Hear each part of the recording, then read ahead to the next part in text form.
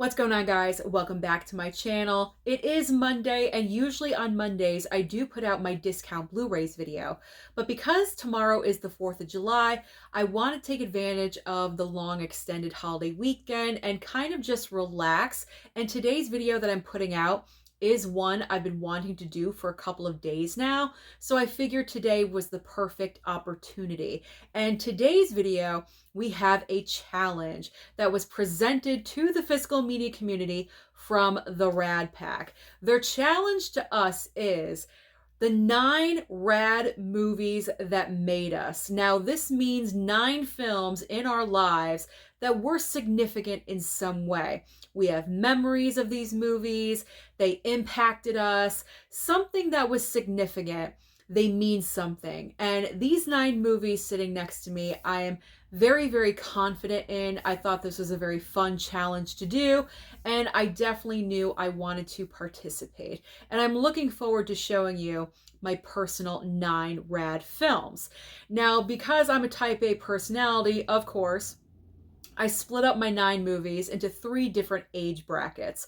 So we're starting off with Little Movies&Sue, think around 5 to 6 years old until about 9 or 10 years old. So these 3 movies I'm about to share with you really impacted me when I was really, really young. So picture little me, Little Movies&Sue with blonde hair and pigtails, and watching these next 3 movies.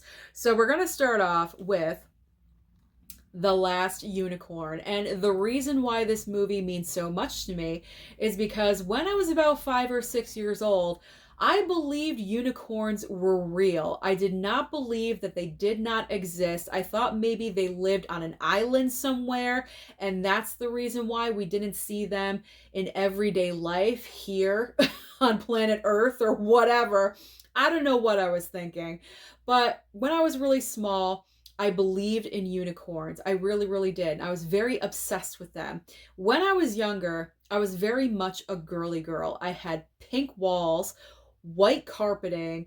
I had unicorn figurines all over the place. I probably had a few stuffed animals as well. So when The Last Unicorn came along, this movie really affected me because it just enhanced my belief that unicorns were real. And this movie I still love until this very day. I just picked up this Blu-ray, I think last year when Shout Factory had an amazing sale, and I picked it up, I watched it, and I still feel the same way about this movie. What, 35 years later? It's really incredible, but it stands the test of time, and it's one of my favorites. So I knew automatically with this challenge I had to pick The Last Unicorn. Going into my second film, it is another animated feature, but also another mythical character, if you can believe it or not, because not only was I obsessed with unicorns, but also with mermaids, and I loved The Little Mermaid. Now, the reason why I chose this movie is because of 2 reasons. Number one, it's a special memory between my father and I because he's the one that took me to see this film.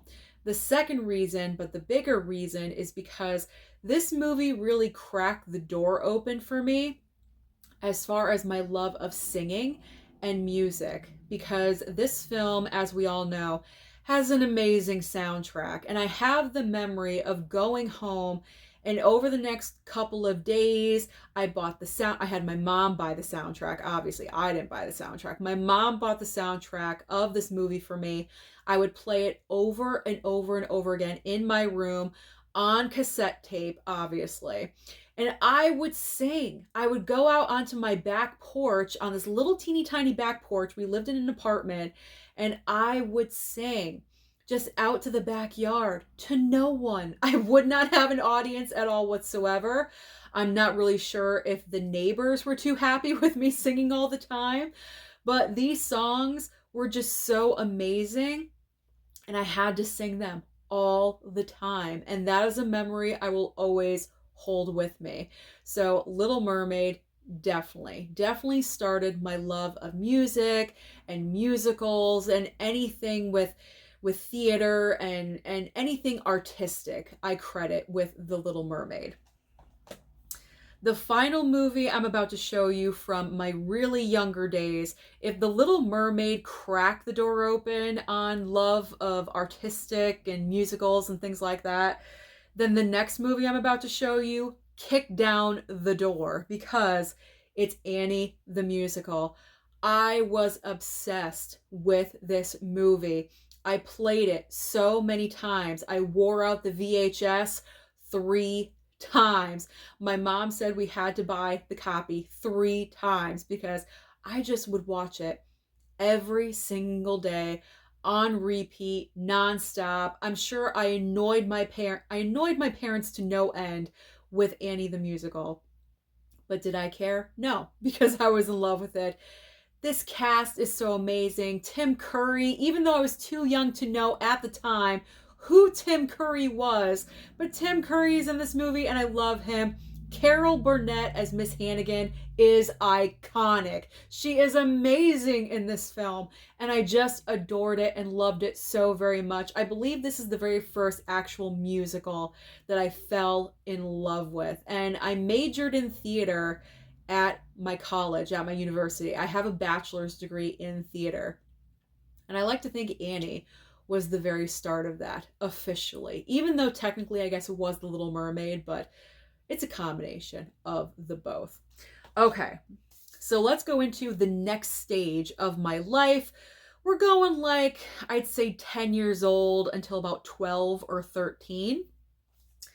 So we have The Breakfast Club. This movie was extremely important to me at this time period because when I was younger, I didn't really have a lot of friends. I was kind of an outcast, I would say, just a little bit. So I definitely could relate to Ali Sheedy's character in this movie. Didn't really have a lot of friends going on. But when I first saw this movie, and I do believe this was the very first John Hughes movie I ever watched, when I first saw this, mind you, I was probably 10 or 11 years old.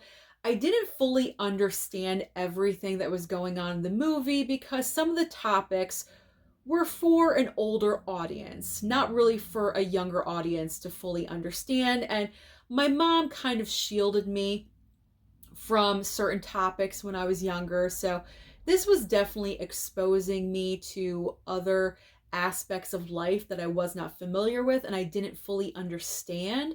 But that did not matter to me because I didn't need to fully understand the entire movie to know that the base concept of what was going on in this film was 5 different kids from different walks of life all relating to each other and all talking and communicating and just getting along. And normally they wouldn't when they're in high school together, but they're forced to be together on this day. So they have to talk to each other and share their lives and share their experiences. And when I got older and watched this, when I was like 15, 16, 17, and then I fully understood the issues that we're dealing with, very heavy topics in this movie. And I just appreciated this movie so much more. This movie was brave because at that time period, people didn't really, especially kids, didn't really talk about abuse at home or issues that they're dealing with. You kind of just went to school every day and you sugarcoated over your home life if it wasn't perfect or ideal, and you just faked it. You faked it until you made it. But this movie really opened up my eyes as to what other kids might be experiencing at home because I knew with my personal home life, I had a good home life. My parents were amazing. I was never beaten. I was never starved, things like that, where topics like that, issues were brought up in this movie. Not exactly but you know what I'm saying.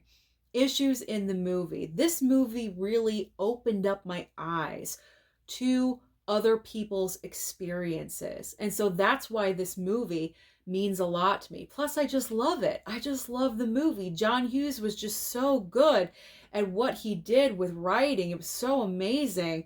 And this movie defines the 80s. The 80s was like the best decade for movies. And I know I'm going on a rant about The Breakfast Club, but I just can't help it because I love the film. Okay, let's move on. Enough about The Breakfast Club. All right, the next movie in the 10 to 13 year range, we have the Goonies. And the Goonies means a lot to me because I have the memory of playing in my backyard, trying to reenact the film, being a Goonie, trying to find the treasure, trying to find the gold. I had such a wild imagination as a child. I remember going out into my backyard, and we had trees in my backyard. We had a little tiny backyard. It was just enough for one kid, and I was the only kid in the building, so it was my backyard, and there was trees lining it. And I remember like going in the trees and creating an adventure and trying to find a way out in the pirate ship. And I have that memory. I have the memory of playing outside and using my imagination. Whereas kids nowadays, it's all about technology. Whose house are you going over to watch a movie, play on phones? It's all about the iPads, computers, laptops, everything.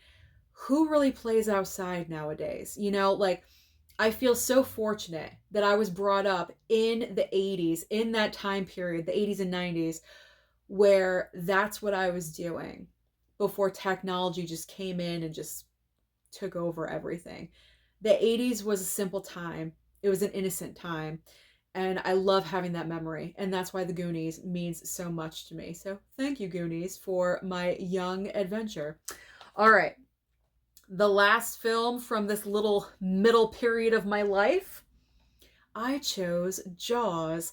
I remember watching this movie for the first time. I believe it was at the drive-in. My parents and I chose to go to the drive-in more often than the movie theater. We just enjoyed that experience better than the movie theater because my mom would put me in my pajamas. I would take a shower. She'd put me in my pajamas, put me in the backseat of the car. We'd go to the drive-in and just have a great time. I never made it to the second movie. I don't believe so. I always would fall asleep, cuddled up in my blankets and my pillows. And I think that's why I still enjoy doing that to this day. I always have a blanket and a pillow when I'm watching the movie because it brings back those drive-in days. But getting back to Jaws, technically, I guess you could say this is the first horror film that I ever saw. I give that credit to a different film, truly, but I guess it could be Jaws because I do consider Jaws to be a horror film. But the reason why this movie is significant is because obviously the drive-in memory, but also I remember the feeling when I was watching this film because I wanted to see it, but at the same time, I was very scared to see it because I knew it was going to be scary, it was going to frighten me, but that excited me. And obviously that's why I put it in the horror category because that's what horror films do. So this frightened me, but at the same time intrigued me because as we all know, you don't really see the shark until the very end. The music, the acting, everything is just so good about Jaws. And there's a reason why it's in my top 5 of all time.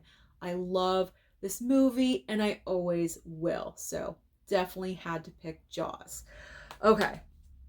Now we're getting into the final 3, and the age range for this, I would say from 12 until 16, 17 years old. So preteen, teenager, high school years, you know, Movies&Sue, getting a little bit older.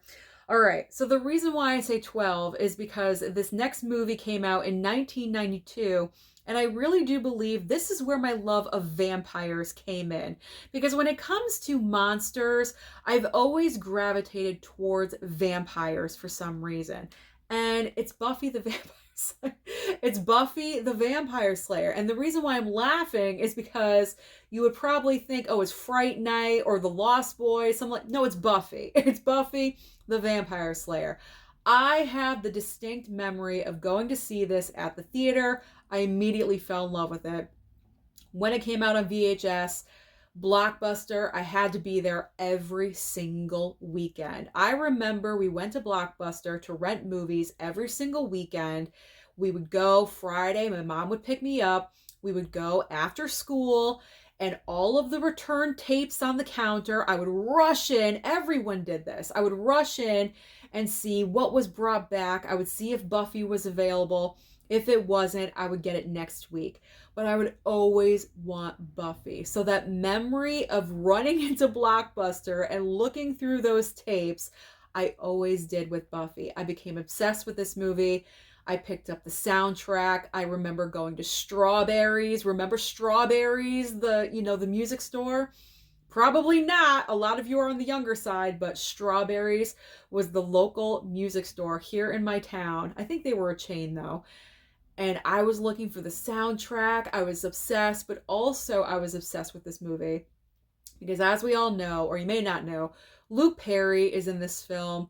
He's no longer with us, unfortunately. But at the time, 90210, there we go, was the thing. And I loved it. Was either Jason Priestley or Luke Perry.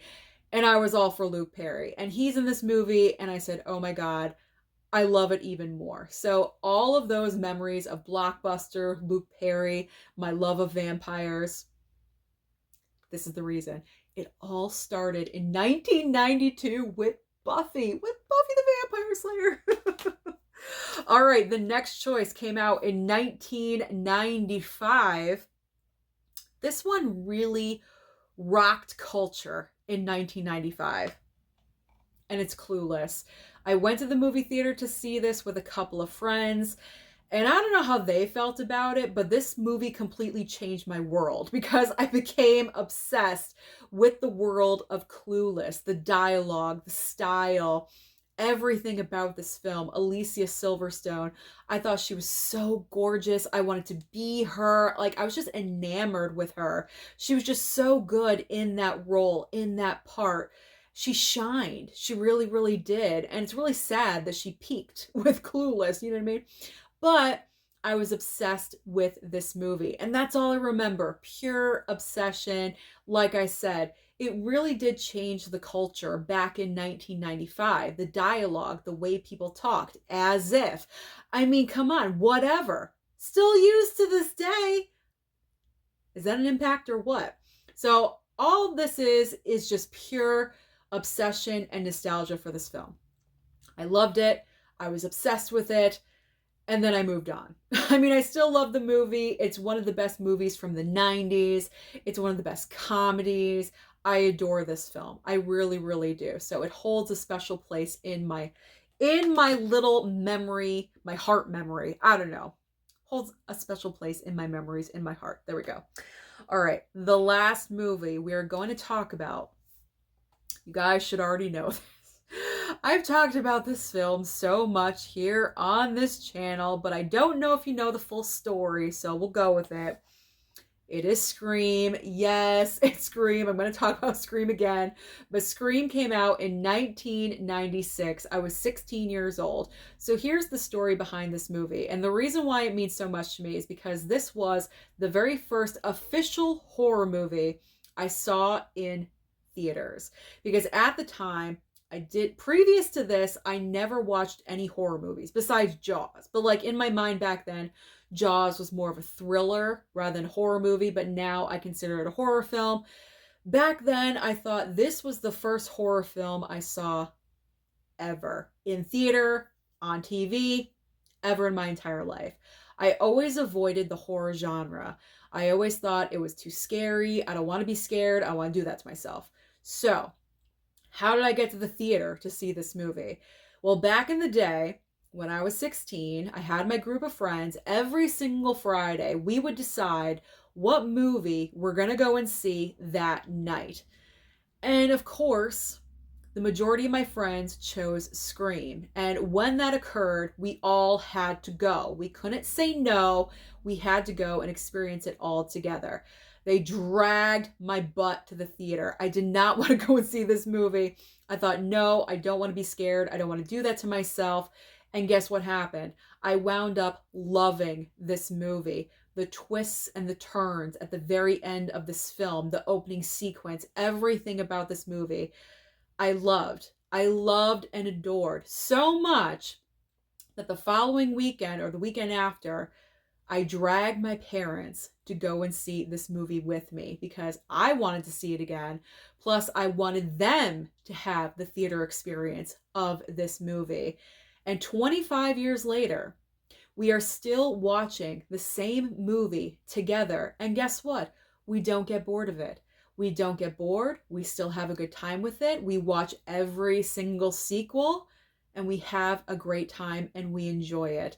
And that is the reason why this movie is in my top 9, because it opened up my idea of the horror genre.